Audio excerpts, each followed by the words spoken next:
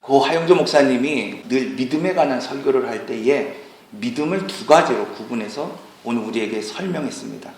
하나는 희망의 믿음이고 또 하나는 약속의 믿음입니다. 희망의 믿음의 근거는 오늘 우리가 가지고 있는 소망의 단순한 그 희망에 근거하며 사는 그러한 믿음을 희망의 믿음이라고 말합니다. 그래서 겉은 화려한 것 같지만 이것은 이루어질 수 없는 믿음이라고 착각하며 살아가는 그러한 믿음이라고 말하고 있습니다. 반면에 약속의 믿음은 그 근거가 하나님의 약속이 되고 하나님의 예언이 되기 때문에 어떠한 환경 속에서도 반드시 이루어지는 약속이라고 말씀하고 있습니다. 그런 의미에서 하나님의 약속은 틀릴 수도 없고 바뀔 수도 변할 수도 없는 하나님의 말씀이라는 사실을 우리는 기억해야 합니다. 대림절을 맞으며 우리는 하나님의 약속으로 이 땅에 오신 예수님을 깊이 묵상하고 있습니다. 그러므로 이 묵상을 통해서 오늘 우리가 알아야 되는 것은 우리가 희망의 약속, 희망의 믿음을 가지고 주님을 기대하고 이 시간과 이 장소에서 이 환경 속에서 살아가느냐, 아니면 약속의 말씀을 붙잡고 오늘 우리에게 주어진 이 시간을, 이 환경을 보내며 살아가느냐, 오늘 우리는 선택해야 된다는 겁니다. 그래서 오늘 말씀은 다시 오실 주님을 기다리는 교회인데, 이 기다림에는 오늘 유진 피터슨이 말한 것처럼 하나님이 오늘 우리를 유보한 시간이 있다는 거예요. 유보한 장소가 있다는 거예요. 여러분, 오늘 우리에게 시간을 주셨고 장소를 주셨는데, 그때의 하나님이 그곳에서, 그 시간 속에서, 그 약속의 장소에서 우리에게 보고자 하는 것이 있다는 것입니다. 오늘 말씀의 요점은 거기에 있습니다. 그러면 여러분, 이 기간을 통해서 이 약속의 말씀, 약속의 믿음을 가지고 오늘 우리가 기다림을 완성해 나가는 오늘 우리 성도들이 다 되시기를 바랍니다. 오늘 본문 19절의 말씀을 보면 하나님은 우리를 위하여 참고 기다리시는 분이라고 소개하고 있습니다. 그분이 이렇게 마지막 이 재림을 유보하신 그 이유에 대해서 우리의 삶을 고칠 수 있고 수정할 수 있는 시간을 주시기 위하여 오늘 이 시간을 유보하셨다고 말씀하고 있어요. 오늘 이 땅을 살아가면서 이곳에 오늘 우리를 심으시고 이곳에서 믿음의 가정을 만드시는 이유도 오늘 우리의 삶이 갱신되어서 믿음의 주를 온전히 고백하는 그 믿음을 확신을 가지고 살아가기를 원해서 이 장소를 주셨다고 말씀하고 있습니다. 그런 의미에서 기다림의 시간으로 이끄시는 분이 바로 하나님이라는 사실을 우리는 알아야 합니다. 본문에서는 하나님은 삶을 고칠 수 있는 시간을 우리에게 베풀어 주셨다고 말씀하고 있습니다. 하나님은 믿음을 잃어버린 이 세대를 향하여서 또 오늘 우리를 향하여서 우리의 믿음을 보이라고 지금 말씀하고 있습니다. 여러분, 오늘 우리가 절망하는 이유가 어디에 있습니까? 오늘 우리가 예상했던 그 시간, 적절하다고 여겼던 그 시간에 하나님의 약속이 이루어지지 않을 때 우리는 절망하며 살아갑니다. 의심은 그 틈을 타고 들어와 오늘 우리로 하여금 절망하게 만드는 거예요. 성경을 보면 이런 예가 한두 가지가 아닙니다. 대표적으로 사울의 예를 보면 사무엘이 전쟁을 앞둔 이 사울에게 말합니다. 기다리라고 말합니다. 하나님의 때를 기다리고 하나님의 역사를 기다리고 내가 올 때를 기다리라고 말합니다. 그러나 여러분, 우리가 잘 알고 있듯이 이 사울은 어떤 사람입니까? 전쟁에 용감한 사람이에요. 전쟁의 전략가예요. 능통한 사람이에요. 전쟁에 관해서는 그를 따라갈 수 있는 사람이 없었습니다. 그가 볼 때에 사무엘이 더디게 온다고 여겼습니다. 왜? 전쟁에 이길 수 있는 마지막 그 골든타임을 놓쳤다고 생각하는 거예요. 그렇기 때문에 이 사울은 이 사무엘의 말을 지키지 않았습니다. 그 기다림의 시간을 약속의 시간으로 받고 기다리며 기도하지 않고 오히려 자기가 제사를 지내며 싸움에 나가는 것을 보게 됩니다. 여러분, 오늘 우리가 생각하는 시간에 하나님이 역사하지 않을 때 오늘 우리는 이처럼 사울같이 불순종한 삶을 살게 됩니다. 이스라엘 백성들이 광야에서 원망하고 불평한 이유가 어디에 있습니까? 그들이 신이 헤어졌기 때문에, 그들의 옷이 닳았기 때문에, 그들이 목말랐기 때문이 아니라 그들이 하나님의 때를 알지 못했기 때문에 불평했던 거예요. 여러분, 성경에 보면 그들의 신던 신이 그 광야의 험한 길에서도 결코 헤어지지 않았다고 성경은 말씀하고 있어요. 그들의 옷이 낡아 없어지지 않고 40년 동안 전혀 깨끗한 상태로 있었다고 성경은 말씀하고 있습니다. 그런데도 늘 그들이 불평하고 원망했던 이유는 이 하나님의 약속, 그 기다림의 시간을 그들이 이해하지 못했기 때문에 불평하는 거예요. 자기의 초점에 맞춰서 자기의 시간에 하나님이 역사하지 않기 때문에 오늘 우리는 불평합니다. 여러분, 여전히 이스라엘 백성과 같이 오늘 우리 삶 가운데 하나님이 역사하지 않는다고 여기기 때문에 오늘 우리는 불평하고 원망하며 살아갑니다. 이처럼 사단은 그때나 지금이나 이러한 의심을 통하여 우리로 하여금 불순종하게 만듭니다. 여러분, 오늘 우리가 꿈을 가졌는데 그 꿈을 이룰 수 없는 능력이 없을 때에, 꿈을 가졌는데 그 꿈을 이룰 수 있는 환경이 사라질 때에, 오늘 우리는 야곱과 같이 또 사울과 같이 다른 방법을 찾으며 의심하고 불순종하는 삶을 살게 됩니다. 오늘 이 시대는 한참 꿈을 이루어야 하고 또 달려가야 할 이 시기에 음란과 세속에 향락에 빠져 사는 사람들이 얼마나 많은지 모릅니다. 이것은 내가 원하는 때에 주님이 역사하지 않고 또 오늘 우리가 원하는 그때에 하나님이 함께 하시지 않는다라고 여길 때에 이처럼 불순종하며 살아가는 것입니다. 그 이유는 다른 데 있지 않습니다. 하나님이 지금 우리에게 응답하시지 않는다라고 느끼기 때문입니다. 사랑하는 성도 여러분, 한국교회는 이미 급격한 성장기를 지나서 퇴색기, 쇠퇴기가 시작됐다라고 말하고 있습니다. 최근에 최윤식 교수라고 하는 분이 쓴 한국교회의 미래 지도라고 하는 책을 읽어보면 한국교회가 이런 쇠퇴기에서 선택할 것은 단 두 가지라고 말하고 있어요. 한 가지는 이 쇠퇴기를 겸허하게 겸손하게 인정하고 받아들여서 성장의 한계가 이제는 끝났다는 것을 인정하고 그저 그 쇠퇴기에 맞는 목회를 하라는 거예요. 믿음이 없는 이 시대에 믿음이 없는 교회로 살아가라는 겁니다. 두 번째는 그렇게 나약한 믿음으로 살기 원하지 않는다고 한다면 이 성장 한계를 돌파할 수 있는 재창조적인 목회를 하라는 거예요. 자기를 갱신하고 교회가 갱신되지 않으면 결코 부흥은 일어나지 않는다고 말하고 있습니다. 여러분, 한국교회가 어려운 것은 다른 데 있는 것이 아닙니다. 하나님이 필요하다는 사실을 지금 한국교회가 잊어버렸기 때문에 위기입니다. 여러분, 점점 시간은 흘러가고 밤은 어두워지고 빛을 잃어가고 있는데 교회마저, 믿음의 사람마저 물질이 하나님이 되는 이 시대를 살아가고 있습니다. 즐거움이 쾌락이 되는, 그리고 그것이 하나님을 대신하는 이 시대를 살아가고 있기 때문에 한국교회가 위기라고 말하고 쇠퇴기라고 말하고 오늘 우리의 삶이 절망이라고 말할 수밖에 없는 것입니다. 이처럼 하나님은 절망의 시간으로 우리를 이끄십니다. 기다림의 시간으로 오늘 우리를 이끄십니다. 왜? 하나님이 필요하다는 사실을 우리로 하여금 깨닫기 위해서입니다. 그러므로 한국교회는 다시 오실 주님을 기다리는 마음으로 이 기다림의 시간을 주님을 찾고 주님만의 구원임을 다시 한번 갱신하고 선포할 수 있어야 합니다. 믿음의 사람은 기다림의 시간 이때에 하나님을 믿고 다시 의지하면서 주님만 바라볼 수 있는 그 믿음이 갱신되어야만 하는 것입니다. 또한 기다림이라고 하는 시간을 통해서 하나님이 우리를 이 자리로 이끄셨는가를 다시 한번 생각해 보아야 합니다. 오늘 본문은 우리를 이 재림의 때를, 하나님의 때를 유보하신 이유가 우리의 믿음이 갱신되고 새로운 삶을 살기 위하여 시간을 주셨고 장소를 주셨다고 말씀하고 있습니다. 그러므로 기다림의 장소로 이끄시는 분이 하나님이시라는 사실을 우리는 알아야 합니다. 여러분, 오늘 우리가 어느 때에 절망합니까?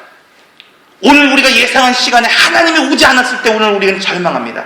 두 번째로, 오늘 우리가 적절한 장소라고 여겼을 때에, 이곳이 하나님의 은혜가 주어지는 장소라고 여겼을 때에, 하나님이 오늘 우리를 인도하신 이곳이 복의 땅이라고 여겼을 때에 그 땅이 사방이 막힌 땅이고 그 땅의 앞에 홍해가 있고 그 땅이 아무런 구원이 없다라고 느낄 때에 우리는 의심하게 되고 그 앞에서 하나님 앞에 불순종하게 됩니다. 여러분, 애굽의 사건을 우리는 알고 있습니다. 출애굽기 12장 35절에서 36절의 말씀을 보면 이스라엘 백성들이, 이 애굽 사람들에게 종되었던 이스라엘 백성들이 하나님의 권능과 능력 앞에서 은혜를 입었다 그랬어요. 종되었던 이 사람들이 애굽 사람으로부터 은, 금, 폐물을 그리고 의복을 구하여 그들이 나왔다라고 말씀하고 있습니다. 여러분, 종이었던 이 사람들이 숱한 시간 동안 절박한 삶을 살았던 이 사람들이 은과 금을 얻었습니다. 폐물과 의복을 얻었습니다. 그때에 하나님이 우리를 어디로 인도하실 것이라는 것을 기대할 것입니다. 하나님 분명 그들에게 약속의 땅이라고 말씀하고 있습니다. 그런데 하나님이 그들에게 인도한 땅이 어디입니까? 그것은 홍해입니다. 여러분, 이처럼 하나님은 오늘 기다림의 시간을 통하여 기다림의 장소, 이 절망의 장소로 우리를 이끄실 때가 있다는 사실을 우리는 알아야 합니다. 기독교 작가의 린다 에번스는 이렇게 말하고 있습니다. 믿음의 목표는 하나님을 거스르는 것이 아니라 하나님과 동행함을 가장 극적으로 느낄 수 있는 것이라고 말하고 있어요. 믿음의 목표는 하나님을 거스르는 것이 아니라 하나님과 동행하는 것이라고 말하고 있는 거예요. 여러분, 하나님이 우리를 홍해로 이끄시는 이유가 무엇입니까? 하나님의 동행을 가장 극적으로 체험할 수 있는 장소이기 때문이에요.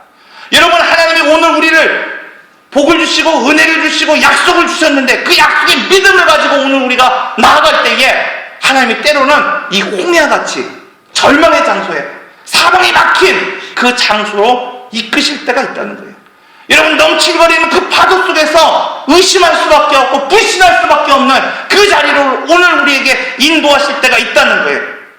여러분, 그것은 바로 하나님이 오늘 우리와 함께 하시고 동행하시는 그 사실을 보이시기 위함이라는 것입니다. 여러분, 오늘 우리가 믿음을 가지고 하나님을 기대하고 희망의 믿음이 아니라 소망의 믿음을 약속에 근거한, 그리고 하나님이 예언하신 그 말씀을 붙잡고 오늘 이 자리에 서 있다고 한다면 그 파도가 우리를 적실 수 없습니다. 성경은 분명하게 말씀하고 있습니다. 아무리 큰 바다가 그를 막고 있을지라도 하나님 그것을 가르시고 그들이 젖지 않게 그곳을 지나가게 하셨다고 말씀하고 있습니다. 이처럼 믿음의 사람이 걷는 그 길은 그 물이 젖지 않습니다. 약속의 믿음을 가지고 살면 물에 젖지 않고 그 신이 닳지 않고 물이 샘솟는 삶을 살아가게 됩니다. 그러나 여러분, 어떻습니까? 아무리 풍랑 속에 바다를 거닐지라도 의심이 들어오고 불신이 들어오고 하나님을 향한 믿음이 사라지면 베드로와 같이 물에 빠지는 인생이 될 수밖에 없습니다. 그러므로 하나님이 이끄시는 곳에 풍랑이 치는 바다일지라도 하나님은 그곳에 풍랑을 잠잠케 하시고 그것을 통하여 하나님의 은혜를 우리로 하여금 보게 하십니다. 하나님이 이끄시는 곳이 사방이 막힌 그런 홍해일지라도 하나님은 그곳에서 바다를 가르시고 그곳을 마르게 하시는 하나님의 은혜를 우리로 하여금 보게 하십니다. 그러므로 오늘 우리가 주님을 기다리며 살아갈 때에 우리는 의심을 뚫고 그것을 지나갈 수 있는 이 약속의 믿음을 가지고 살아가야 합니다. 아픔과 고통의 한가운데에 지금 내가 서 있다고 할지라도 견고한 믿음을 가지고 내가 이 자리에 서 있어야 합니다. 내가 지금 캄캄한 인생의 때를 만나서 소망이 사라진 듯해도 믿음만은 여러분 굳게 잡고 살아가야 하는 것입니다. 여러분, 기도할 때, 주를 찾을 때에 하나님이 침묵하시는 것 같을지라도 그 침묵 중에 우리의 세미한 음성을 들으시는 그 하나님을 신뢰해야만 하는 것입니다. 왜냐하면 기다림의 장소는 바로 그 고독의 장소, 침묵의 장소, 이 막다른 그 장소는 바로 우리의 믿음을 확인하는 자리이기 때문입니다. 그러므로 마지막으로 하나님은 기다림을 통해서 우리의 믿음을 확인하기 원하십니다. 기다림의 시간과 장소는 힘들고 어려운 곳입니다. 그래서 성경을 보면 믿음의 사람마저도 이 기다림이 쉽지 않았습니다. 여러분, 오늘 우리가 믿음의 사람이라고 말하는 아브라함을 보십시오. 하나님의 약속을 받았습니다. 그럼에도 불구하고 그는 하나님의 약속을 기다리지 못하고 이스마엘을 출산하게 됩니다. 여러분, 야곱은 이미 태중에서 그가 큰 자가 어린 자를 섬기겠다고 하는 약속을 이미 받은 자였습니다. 그런데 그 약속을 기다리지 못하고 고단한 인생을 살아갑니다. 여러분, 이처럼 하나님의 약속을 받고도 그 약속을 기다리지 못하는 사람들은 고단한 인생을 살아갈 수밖에 없습니다. 실패한 인생을 살아갈 수밖에 없다는 것입니다. 이처럼 기다림은 우리에게 때로는 혼란스럽고 때로는 두려운 것이고 헛된 것이라고 여길 만큼 오늘 우리에게 두렵게 다가옵니다. 그러나 기다림은 오늘 우리에게 믿음을 보이는 장소입니다. 요셉과 다윗은 하나님께 약속을 받고 기름 부음을 받았음에도 불구하고 쫓기는 인생을 살았습니다. 갇히는 인생을 살았습니다. 그럼에도 불구하고 성경은 그들이 기다렸다라고 말하고 있습니다. 요셉은 하나님의 약속을 믿었기 때문에 고난을 바꿀 수 있다고 하는 그 여인의 유혹 앞에서도 견뎌낼 수 있었던 것입니다. 요셉은 하나님의 인도하심을 알았기 때문에 총리가 된 이후에도 그의 힘과 능력으로 형제들을 원수 같지 않았다고 말씀하고 있습니다. 다윗은 하나님의 약속을 믿었기 때문에 사울을 죽일 수 있는 3번의 기회가 있었지만 그 손에 결코 피를 묻히지 않았다고 말씀하고 있습니다. 이처럼 우리가 믿음을 가지면 기다림은 분명 우리의 믿음을 시험하기 위한 시간이 되고 장소가 되고 삶이 된다는 사실을 우리는 알아야 합니다. 시편 119편 82절에서는 이렇게 말하고 있습니다. 나의 말이 주께서 언제나 나를 안위하실까 하면서 내 눈이 주의 말씀을 바라기에 피곤하나이다. 쉬운 성경으로 다시 한번 번역하면 나의 눈은 주의 약속을 기다리다가 약해졌습니다. 내가 묻습니다. 주는 언제쯤 나를 위로하실 것입니까? 저희 교회는 감사하게도 계속해서 등록하는 교인들이 계시지만 목사의 마음 가운데에 성도들 기다리는 마음이 얼마나 애타겠습니까? 시편 119편 이 저자의 마음이 이런 것 같아요. 하나님의 약속을 받고 기다리는데 그 눈이 약해질 때까지 노안이 시작되고 그 육체가 견딜 수 없어 힘들어 그때까지 하나님의 약속이 이루어지지 않을 때에 여러분, 그 육체가 피곤하지 않은 사람이 어디 있겠습니까? 그의 마음이 지치고 괴롭지 않은 사람이 어디 있겠습니까? 시편 69편 3절에서는 이렇게 다시 이야기합니다. 내가 부르짖음으로 피곤하여 나의 목이 마르며 나의 하나님을 바라서 나의 눈이 새하였나이다. 사업을 하는 한 분의 이야기를 들어보면 돈은 몇 억씩 회전하고 있는데 그것이 여유가 있어서 돌고 도는 것이 아니라 꽉 맞춰진 이런 톱니처럼 돌아갈 때에 아무런 여유가 없이 돌아갈 때에 주님을 부르짖으며 그 목이 마를 찌르니라고 고백하는 것을 들었습니다. 하나님이 약속을 믿고 사업을 시작했습니다. 하나님의 약속을 믿고 새 삶을 시작했습니다. 하나님의 약속을 믿고 신앙생활을 하고 있습니다. 그런데 오늘 우리의 삶이 숨이 딸딱거릴 정도로 매일매일 그러한 삶을 살아간다고 한다면 여러분, 오늘 우리가 왜 고단하지 않겠습니까? 그러나 그때 주님은 우리의 믿음을 시험하는 시간과 장소를 주셨다고 말씀하고 있습니다. 여러분, 오늘 우리가 힘들어도 어려워도 이 시간에 이 장소에 하나님은 우리의 약속을, 하나님의 약속을 또 우리의 믿음을 보시기를 원하십니다. 이처럼 기다림의 때는 가장 절박하고 어두운 때인 것은 확실합니다. 믿음을 지키는데 가장 어려운 그러한 시간이 마지막 30분이라고 말하고 있어요. 기도할 때도 마지막 한 30분이 정말 힘든 것 같아요. 여러분, 제가 어릴 적에 친구들과 이렇게 장난하며 놀았던 것이 뭐냐면 세숫대에다 물을 한가득 받아놓고 머리를 박고 누가 오래 버티느냐예요. 악으로 깡으로 한 1분은 버틸 수 있어요. 그런데 1분이 지나가면 온몸이 그때부터 어떻게 합니까? 비틀리기 시작하는 거예요. 숨이 막혀 온몸이 비틀립니다. 여러분, 이처럼 하나님을 기다리는 자에게 가혹할 정도로 왜 믿음의 훈련을 시키시는 것입니까? 세계의 성교의 끝이 보인다고 말하고 있습니다. 그 기다림의 끝을 우리가 자세히 한번 들여다보면 복음으로 불타올랐던 유럽은 다 무너졌습니다. 교회의 문이 닫혀졌습니다. 심지어 영국은 기독교 국가가 아니라 이슬람 국가라고 말해도 될 만큼 이슬람 문화로 차고 있습니다. 여러분, 한국교회는 붕의 시기가 이미 끝났다고 학자들이 진단합니다. 여전히 한국교회는 애절하게 하나님을 찾으며 기다리는 성도들이 있음에도 불구하고 이 상황이 혼란스럽기만 합니다. 하나님은 왜 이렇게 오늘 우리에게 절망의 이 시간을 허락하신 것일까요?